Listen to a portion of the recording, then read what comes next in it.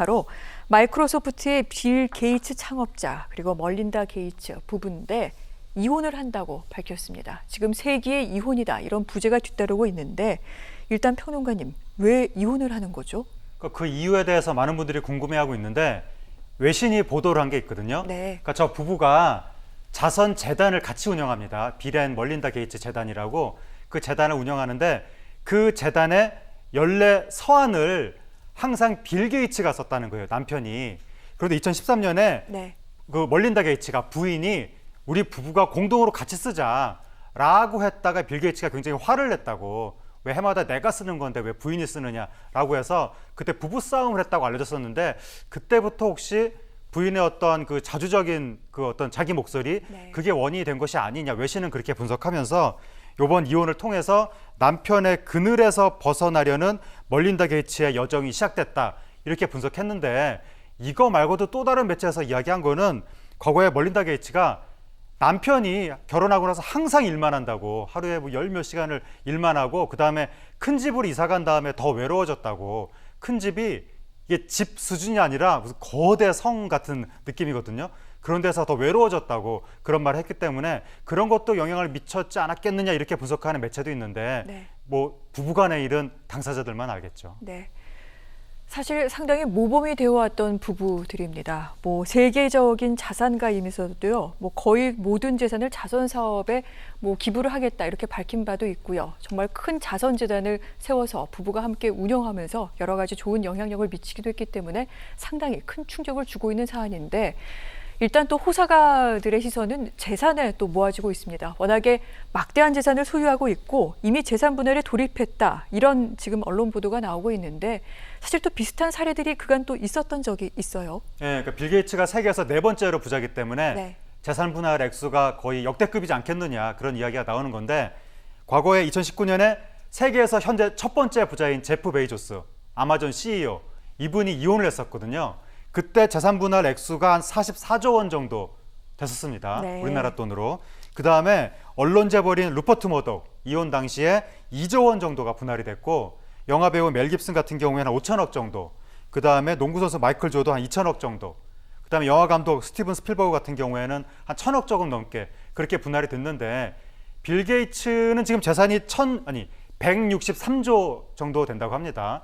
그런데 이들이 살고 있는 미국의 그 지방이 결혼 이후에 형성된 재산은 5대 5까지 분할할 수 있다고 그렇게 이야기가 나와서 과연 분할 규모가 어떻게 될지 네. 관심이 집중되는데 지금 나오고 있는 이야기는 빌 게이츠 측에서 계약서를 제출했다고 법원에다가 그 이혼할 경우에 재산 분할을 어떻게 할지에 대해서 계약을 아마 체결했던 것 같습니다. 그래서 계약서대로 분할하게 해달라고 그렇게 제출했다고 하는데 그게 받아들여지게 되면 이제 일반적인 분할이 아니라 이 부부만의 그 약속의 그 계약서대로 그렇게 좀 특수하게 분할이 될 것 같습니다. 그렇군요.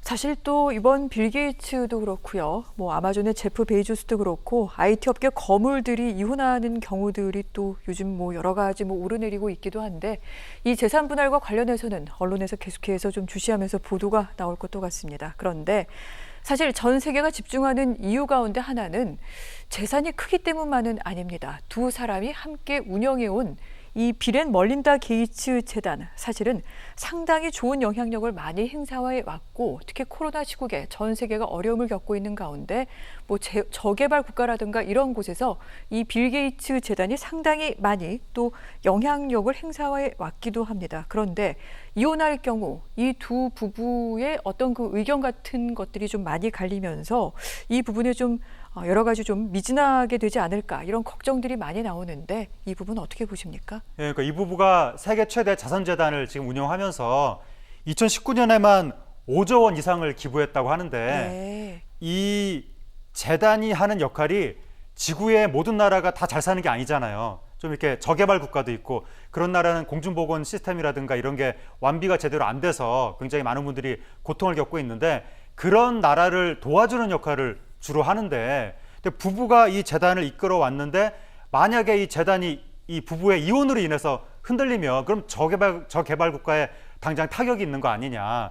작년에 코로나19 퇴치에 2조 원 정도를 기부했고 올해도 지금 코로나19 관련해서 치료약 백신 개발 및 보급에 굉장히 중요한 역할을 할 텐데 네. 그게 흔들리면 저개발 국가에서 치료약을 못 받는다거나 백신을 못 받으면 그러면 그게 거기서 감염병이 창궐하게 되면 다시 그게 돌고 돌아서 다른 나라로 퍼질 수도 있고 굉장히 전지구적인 위험한 일이 될 수도 있는 거잖아요. 그렇기 때문에 이게 이제 특히 관심사가 되는 건데 지금 이러한 재단 활동으로 인해서 지구에서 모든 나라의 행정부의 주요 인사를 자유롭게 만날 수 있는 개인, 그 사적 개인은 빌 게이츠밖에 없다. 그런 말이 나올 정도로 그럴 정도로 이 재단이 국제적인 영향력이 굉장히 큰데 네. 거기다가 빌 게이츠의 개인 재산도 향후에 이 재단으로 더 많이 넘어오게 돼 있거든요.